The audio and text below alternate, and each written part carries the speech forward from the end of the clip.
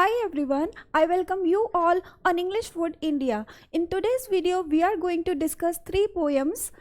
The first one is My Mother at 66 by Kamla Das, A Thing of Beauty by John Keats, and An Elementary School in a Slum by Stephen Spender. Before going to start my video, I want to say that I upload a new video on my YouTube channel on daily basis. Therefore, those who have not subscribed to my YouTube channel, please do subscribe so that you can get all the notifications when I upload a new video. So, let's start with the central idea. My mother at 66. मेरी mother 66 की age पर. The poem My Mother at 66 is composed by Kamala Das. All right students, जब हम central idea लिखते हैं तो उसकी first line में हम सबसे पहले पोएम का नाम मेंशन करते हैं एंड देन उसके पोइट को आप मेंशन कर देंगे. ऑल राइट, तो ये पोएम माई मदर एट 66 को कंपोज किया गया है कमला दास के द्वारा. The theme of the poem is aging, which is the law of nature. इस पोएम की थीम है एजिंग यानी कि बढ़ती हुई उम्र, और जो एजिंग का फैक्टर है वो तो नेचर का एक लॉ है. एक इन्फेंट से लेकर एक ओल्ड पर्सन तक ये जो एजिंग का फेज है वो तो सभी को फेस करना ही पड़ता है. It also depicts the helplessness and aspirations of the young generations. हमारी पोएम हेल्पलेसनेस और aspirations of the young generation को भी डिपिक्ट करती है, यानी कि जो यंगस्टर्स हैं, जो टीन एजर्स हैं, वो अपने आप को हेल्पलेस फील करते हैं और उनकी इच्छाएं जो हैं उन सारी बातों को ये पोएम डिपिक्ट यानी कि डिस्क्राइब करती है. It portrays the different stages of life and how everybody grows old and faces various situations that life throws at them. And also ये पोएम पोर्ट्रे करती है यानी कि डिपिक्ट करती है जिंदगी की डिफरेंट स्टेजेस को, लाइफ की डिफरेंट स्टेजेस को, कि किस तरह से हर एक पर्सन जब ग्रो होता है तो वो ओल्ड एज की स्टेज पर ज़रूर पहुंचता है, और किस तरह से लोगों को अपनी लाइफ में डिफरेंट सिचुएशंस का सामना करना पड़ता है. वो सिचुएशंस डिफ़िकल्ट भी हो सकती हैं, पेनफुल भी हो सकती हैं और हैप्पी सिचुएशंस भी हो सकती हैं. The poem is about a mother and daughter. तो फ्रेंड्स, अब हम पोएम में आगे बढ़ते हैं. ये पोएम एक माँ और एक बेटी के बारे में है. It shows the fear of losing the mother of the poetess. इस पोएम में जो डॉटर है उसे इस बात का डर है कि वो एक दिन जाकर अपनी माँ को खो देगी. यहाँ पर फियर का मतलब होता है डर. यहाँ पर फियर का मतलब होता है डर.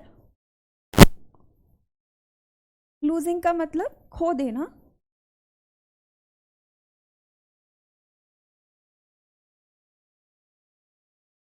ऑल राइट, तो यहाँ पर पोइटिस को इस बात का डर है. पोइटिस का मतलब होता है कविता लिखने वाली, कवयत्री.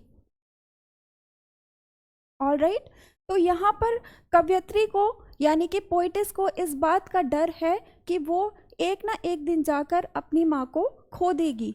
Her mother is in the last phase of her life. पोइटिस की मदर अपनी लाइफ की लास्ट फेज में चल रही हैं, विच मीन्स कि पोइटिस की माँ काफ़ी बूढ़ी हो चुकी हैं, वो 66 ईयर्स की हो चुकी हैं, और पोइटिस को यानी कि उनकी डॉटर को इस बात का डर है कि वो एक ना एक पॉइंट पे जाकर अपनी माँ को खो देगी. So the poetess feels that she will pass away soon. और पोइटिस को इस बात का की फीलिंग होती है कि जल्दी ही उसकी माँ मर जाएंगी, गुजर जाएंगी. Poetess gets scared of this thought. और जब पोइटिस इस बारे में सोचती है यानी कि अपनी माँ के मरने के बाद की सिचुएशन के बारे में सोचती है तो वो बहुत ज़्यादा डर जाती है. यहाँ पर स्केयर्ड का मतलब है डर.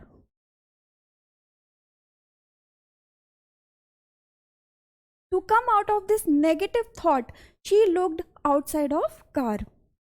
इस नेगेटिव थॉट यानी कि इस नकारात्मक विचार से निकलने के लिए पोइटिस अपने माइंड को डाइवर्ट करना चाहती है और वो कार की विंडो से बाहर की तरफ देखने लगती है.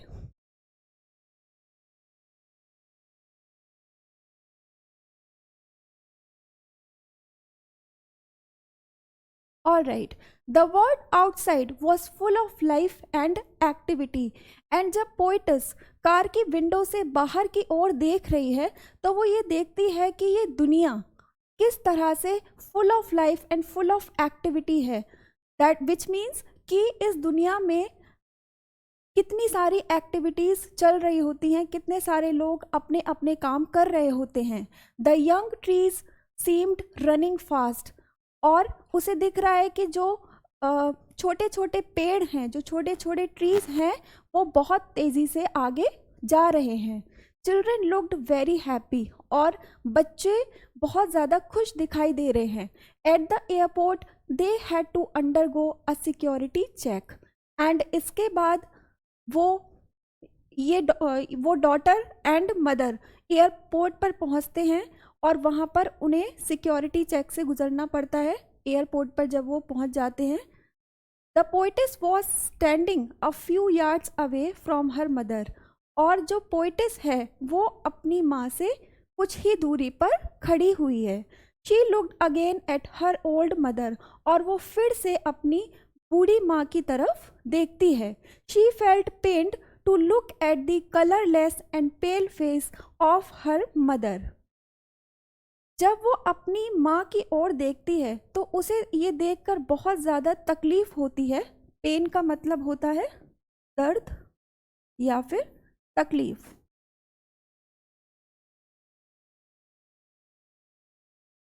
और फेल्ट का मतलब होता है महसूस करना.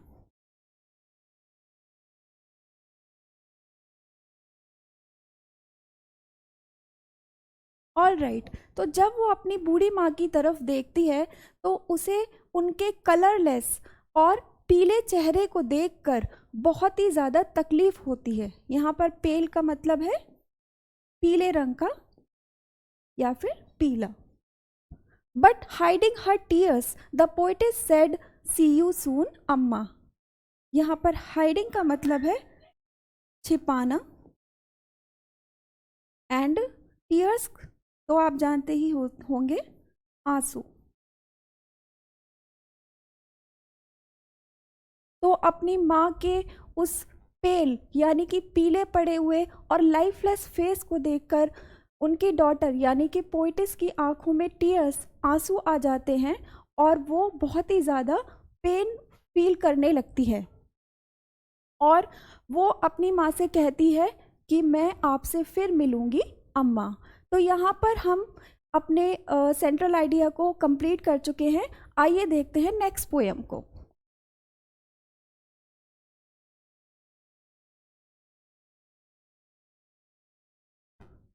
All right. An elementary school in a slum. Slum का मतलब होता है झुग्गी झोपड़ी.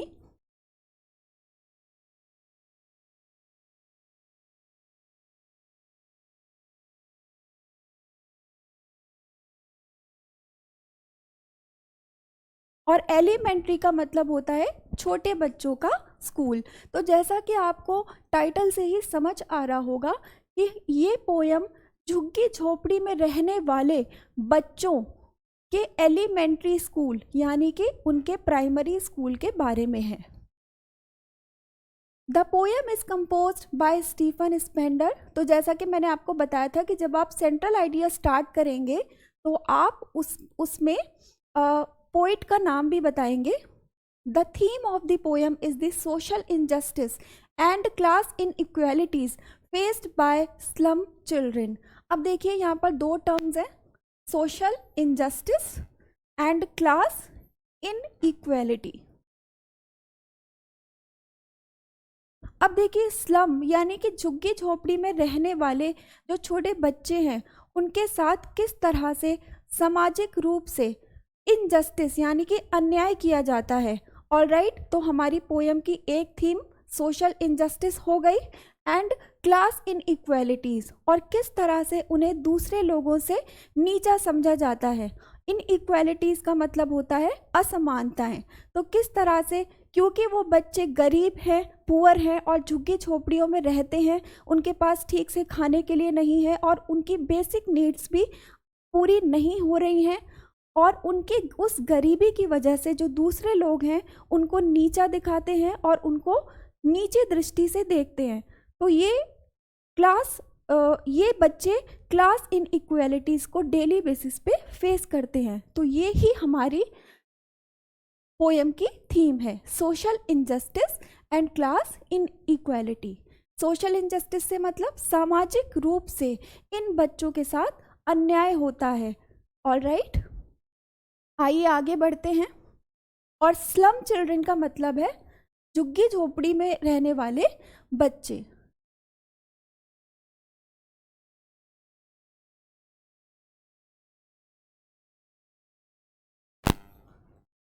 ऑलराइट, झुग्गी झोपड़ियों में रहने वाले बच्चे। The poet presents this theme firstly by using vivid imagery to describe the pathetic condition of the slum children. अब देखिए, यहाँ पर विविड का मतलब होता है स्पष्ट, इंग्लिश में आप कह सकते हैं क्लियर। ऑलराइट, और इमेजरी का मतलब होता है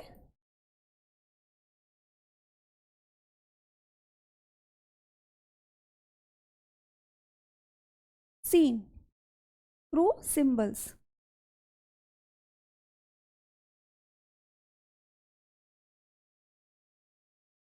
Alright, to describe the pathetic condition, pathetic का मतलब होता है दयनीय, और कंडीशन का मतलब तो आप जानते हैं situation of the slum children. तो बेसिकली इस पोयम में पोइट झुग्गी झोपड़ियों में रहने वाले बच्चों की दयनीय अवस्था को डिस्क्राइब करता है विविड इमेजरी, यानी कि बहुत सारी डिफरेंट अलग अलग तरह की स्पष्ट इमेजरी के थ्रू। Their physical appearance shows signs of their poverty and even the classroom that they are in is a dull and lifeless place. अब देखिए, फिजिकल अपीयरेंस, अब ये अपीयरेंस का मतलब होता है जिस तरह से वो दिखते हैं। ओके, तो गरीबी के कारण ये जो झुग्गी झोपड़ियों में रहने वाले बच्चे हैं वो किस तरह से दिखते हैं, वो बहुत ही पुअर दिखते हैं, क्योंकि वो फटे हुए कपड़े पहनते हैं। उनके पास, जब वो स्कूल जाते हैं तो उनके पास पहनने के लिए प्रॉपर ड्रेस नहीं होती, साफ सुथरे कपड़े नहीं होते, तो वो गंदे और ख़राब कपड़े पहनकर जाते हैं, जिससे कि वो दूसरे बच्चों के बीच में अलग ही दिखते हैं और उनको देखकर ये पहचाना जा सकता है कि वो बहुत ही पुअर और झुग्गी झोपड़ी में रहने वाले बच्चे हैं। ऑलराइट, तो इन बच्चों को देखने से ही ये पता चलता है कि वो बहुत ज़्यादा गरीब हैं, वो पॉवर्टी से गुजर रहे हैं। And even the classroom that they are in is a dull and lifeless place, and उनका क्लासरूम जिसमें वो बैठते हैं वो भी बिल्कुल डल, यानी कि बेकार, colourless, you can say colourless and lifeless है। Alright, the poet further presents the theme of inequality by comparing the children's world with the world outside. अब देखिए, जो पोएट हैं वो अगेन यहाँ पर थीम ऑफ इनइक्वालिटी यानी कि असमानता को डिस्क्राइब करते हैं और वो कंपेयर करते हैं इन चिल्ड्रंस वर्ल्ड, यानी कि स्लम में रहने वाले बच्चों की दुनिया और बाहर की दुनिया। तो स्लम में रहने वाले बच्चों की दुनिया और बाहर की दुनिया के बीच में जो एक ह्यूज गैप है और जो इनइक्वालिटीज हैं, असमानताएं हैं, उनको डिस्क्राइब करते हैं। Their classroom walls are decorated with pictures of Shakespeare, that of a beautiful valley and also a map. Walls का मतलब होता है दीवारें, दीवारें। ऑलराइट, डेकोरेटेड का मतलब होता है सजी हुई।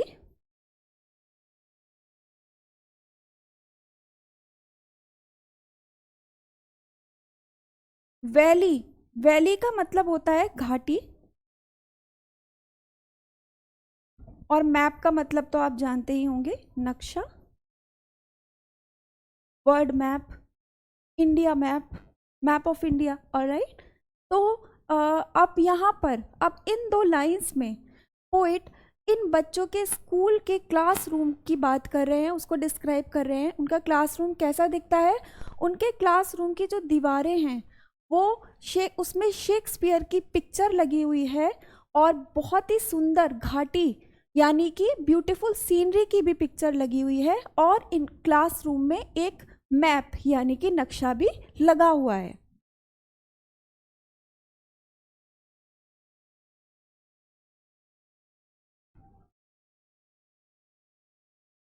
All right, all of these are symbols of a world that is beyond the reach of the slum children. और ये जो सारे सिंबल्स हैं, यहाँ पर सिंबल का मतलब है साइंस। Okay, science.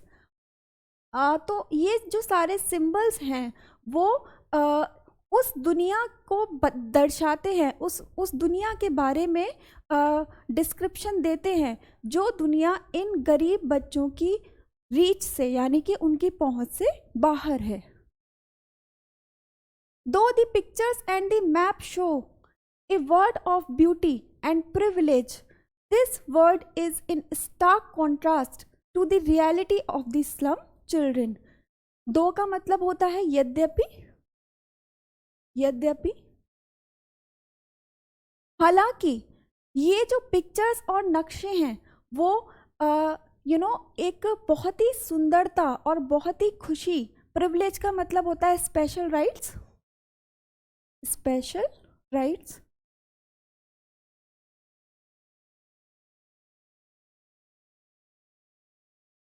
ऑलराइट, तो पोइट ये कहना चाह रहे हैं कि दीवारों पर लगी हुई ये जो पिक्चर्स और मैप हैं, हालांकि ये दुनिया की खूबसूरती, उसकी ब्यूटी और प्रिविलेज यानी कि अमीर लोगों के बारे में डिस्क्राइब करते हैं।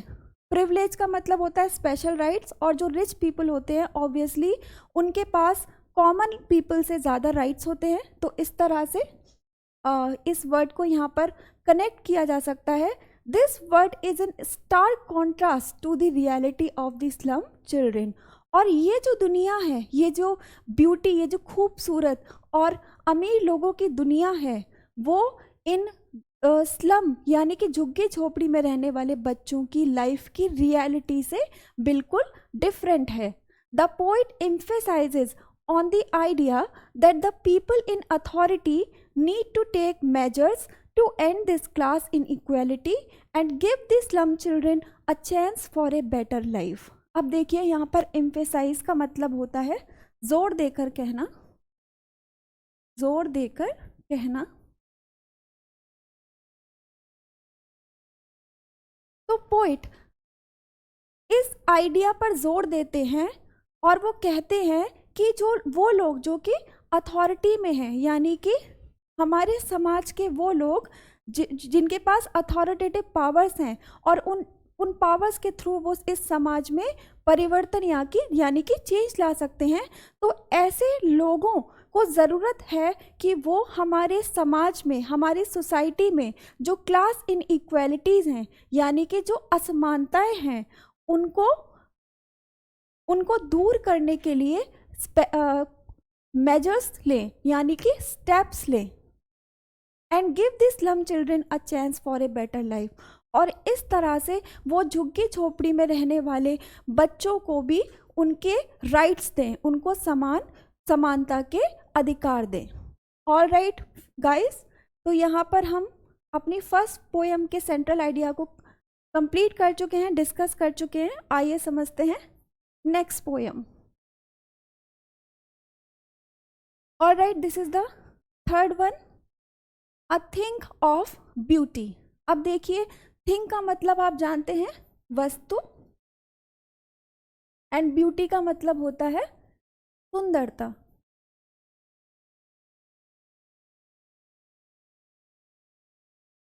तो जैसा कि आपको टाइटल से ही पता चल रहा होगा कि ये पोयम सुंदरता की वस्तुओं के बारे में है, जिसका मतलब कि ब्यूटी के ऑब्जेक्ट्स के बारे में है।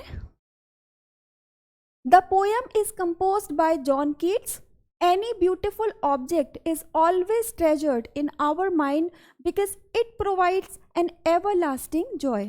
तो देखिए, ये जो पोयम है उसे लिखा गया है जॉन कीट्स के द्वारा, और यहाँ पर जॉन कीट्स ये कहना चाहते हैं कि ब्यूटीफुल ऑब्जेक्ट यानी कि कोई बहुत ही सुंदर वस्तु, चाहे वो कोई भी हो, उसे हमेशा हम चेरिश करते हैं। यानी कि जब भी हम कोई सुंदर चीज़ देखते हैं तो हमारा माइंड उस सुंदर चीज़ को देखकर खुशी का अनुभव करता है, हैप्पीनेस फील करता है। ऑलराइट, और वो जो खुशी है, वो जो जॉय है, वो हमारा माइंड लाइफ टाइम के लिए चेरिश करता है। ऑलराइट, तो यहाँ पर पोइट कह रहे हैं कि any beautiful object is always treasured in our mind because it provides an everlasting joy. और ऐसा क्यों होता है? हमारा माइंड, जब हम किसी सुंदर वस्तु को देखते हैं तो हमारा माइंड उस ब्यूटीफुल थिंग को देखकर एक बहुत ही ज़्यादा जॉय एंड हैप्पीनेस को फील करता है। और ऐसा क्यों होता है? ऐसा इसलिए होता है क्योंकि वो ब्यूटीफुल ऑब्जेक्ट हमारी लाइफ पर एक परमानेंट यानी कि एवरलास्टिंग इफेक्ट छोड़ देता है।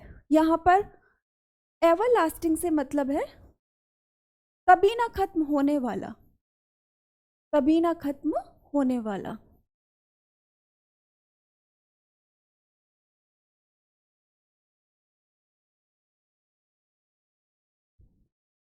The happiness that a beautiful object provides never fades into nothingness but manifolds whenever it returns to our mind. तो एक सुंदर चीज को देखकर होने वाली खुशी कभी भी फेड नहीं होती, कभी भी गायब नहीं होती। ऑलराइट, कभी भी कम नहीं होती, और कभी भी ऐसा नहीं होता कि वो जॉय नथिंग हो जाएगा, यानी कि आगे जाकर वो जॉय खत्म हो जाएगा, ऐसा कभी भी नहीं होता है। But manifolds whenever it returns to our mind. जबकि जब भी हम उस ब्यूटीफुल ऑब्जेक्ट के बारे में सोचते हैं तो हमारा माइंड फिर से उस खुशी को एक्सपीरियंस करता है जब हमने वो चीज़ को फर्स्ट टाइम देखा था। In the poem, the poet says that a thing of beauty is a joy forever, a joy even in the midst of disease, sufferings and disappointments of life. तो इस पोयम में poet ये कहते हैं कि सुंदरता की वस्तु एक ऐसी खुशी है जो कि हमें हमेशा ही खुशियाँ देती है। इवन अगर हम बीमार हों या फिर हम सफ़र कर रहे हो, हमारी लाइफ में कोई डिफ़िकल्ट सिचुएशंस चल रही हों और हम बहुत ज़्यादा प्रॉब्लम में हों, हम सफ़र कर रहे हों, और या फिर हमारी लाइफ में डिसअपॉइंटमेंट्स हो, यानी कि हम बहुत ज़्यादा पेनफुल फील कर रहे हो और डिफ़िकल्ट सिचुएशन से गुज़र रहे हों, अगर हम ख़राब सिचुएशंस में हैं, उसके बावजूद भी जब हम ब्यूटी के ऑब्जेक्ट्स को देखते हैं तो हम बहुत ही जॉय और हैप्पी फील करते हैं। ऑलराइट गाइस, तो यहाँ पर हम डिस्कस कर चुके हैं central idea of all 3 poems. I hope कि वीडियो आपको पसंद आई होगी। If you like my video, please do subscribe to my channel and hit the bell icon button so that you can get the notifications. Thank you so much for watching.